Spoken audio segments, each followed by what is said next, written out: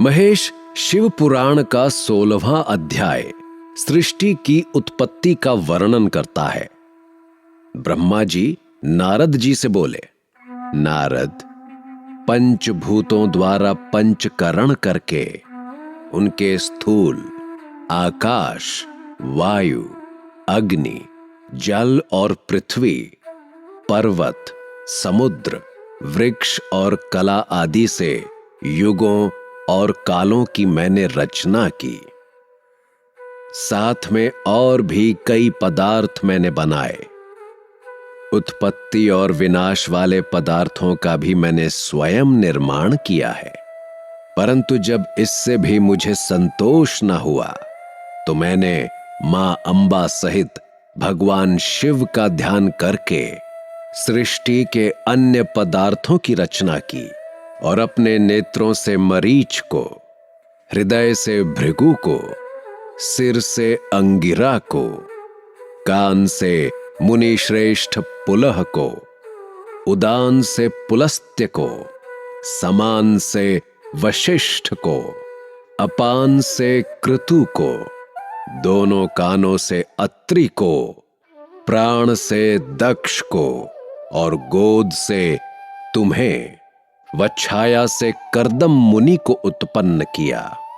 सब साधनाओं के साधन धर्म को भी मैंने अपने संकल्प से प्रकट किया।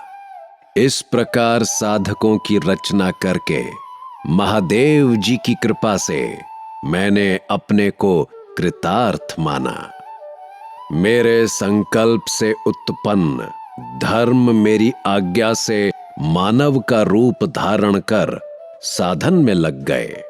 इसके बाद मैंने अपने शरीर के विभिन्न अंगों से देवताओं और असुरों के रूप में अनेक पुत्रों की रचना करके उन्हें विभिन्न शरीर प्रदान किए।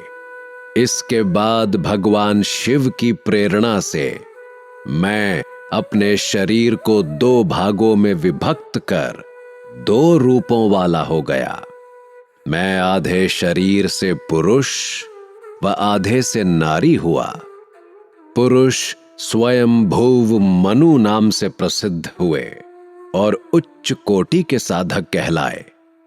नारी रूप से शतरूपा नाम वाली योगिनी एवं परम तपस्विनी स्त्री उत्पन्न हुई। मनु ने वैवाहिक विधि से अत्यंत सुंदरी शतरूपा का पाणी ग्रहण किया और सृष्टि को उत्पन्न करने लगे। उन्होंने शतरूपा से प्रियव्रत और उत्तानपाद नामक 2 पुत्र तथा आकूति, देवहूति और प्रसूति नामक 3 पुत्रियां प्राप्त की। आकूति का रुचि मुनि से, देवहूति का कर्दम मुनि से तथा प्रसूति का दक्ष प्रजापति के साथ विवाह कर दिया गया। इनकी संतानों से पूरा जगत चराचर हो गया।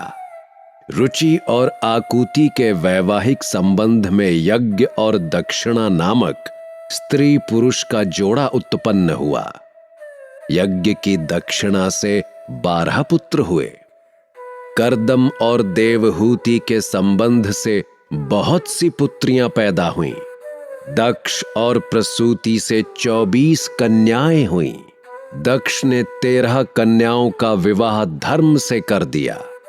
इन 13 कन्याओं के नाम हैं श्रद्धा, लक्ष्मी, धृति, तुष्टि, पुष्टि, मेधा, क्रिया, बुद्धि, लज्जा, वसु, शांति, सिद्धि और कीर्ति।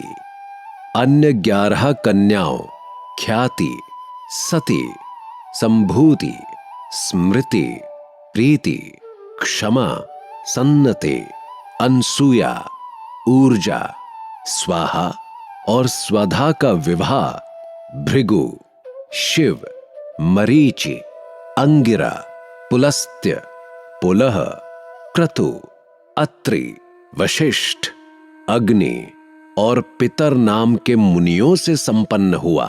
इनकी संतानों से पूरा त्रिलोक भर गया। अंबिकापति महादेव जी की आज्ञा से बहुत से प्राणी श्रेष्ठ मुनियों के रूप में उत्पन्न हुए। कल्प भेद से दक्ष की 60 कन्याएं हुईं। उनमें से 10 कन्याओं का विवाह धर्म से, 27 का चंद्रमा से, 13 कन्याओं का विवाह कश्यप ऋषि से संपन्न हुआ। नारद, उन्होंने 4 कन्याएं अरिष्टनेमि को ब्याह दी। भृगु, अंगिरा और कुशाश्व से 2-2 कन्याओं का विवाह कर दिया। कश्यप ऋषि की संतानों से संपूर्ण त्रिलोक भरा हुआ है। देवता, ऋषि, दैत्य, वृक्ष, पक्षी, पर्वत तथा लताएं आदि कश्यप पत्नियों से पैदा हुए हैं। इस प्रकार भगवान शंकर की आज्ञा से ब्रह्मा जी ने पूरी सृष्टि की रचना की। सर्वव्यापी शिवजी द्वारा तपस्या के लिए प्रकट देवी, जिन्हें रुद्रदेव ने त्रिशूल के अग्रभाग पर रखकर उनकी रक्षा की, वे सती देवी ही दक्ष से प्रकट हुई थीं।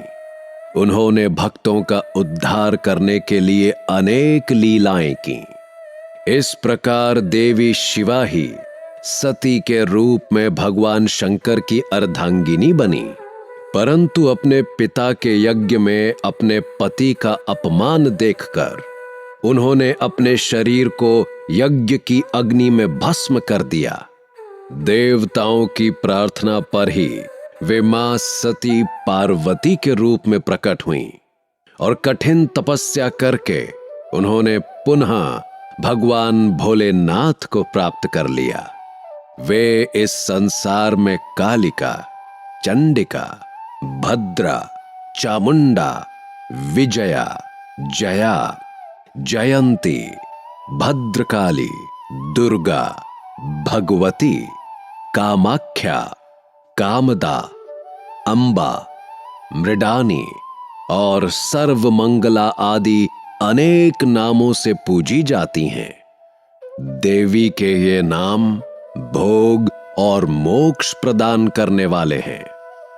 मुनि नारद, इस प्रकार मैंने तुम्हें सृष्टि की उत्पत्ति की कथा सुनाई है। पूरा ब्रह्मांड भगवान शिव की आज्ञा से मेरे द्वारा रचा गया है। ब्रह्मा, विष्णु और रुद्र आदि तीनों देवता उन्हीं महादेव के अंश हैं। भगवान शिव निर्गुण और सगुण हैं। वे शिवलोक में शिवा के साथ निवास करते हैं।